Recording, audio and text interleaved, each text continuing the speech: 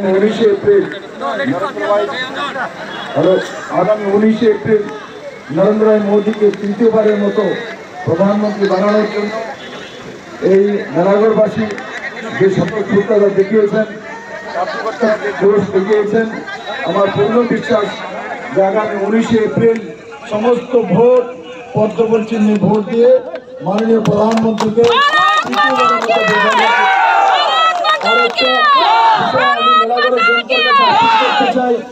আজকে কংগ্রেস এবং কমিউনিস্ট এক জায়গায় এসছে। বিগত 50 বছর যাবৎ এদের লড়াইয়ের কারণে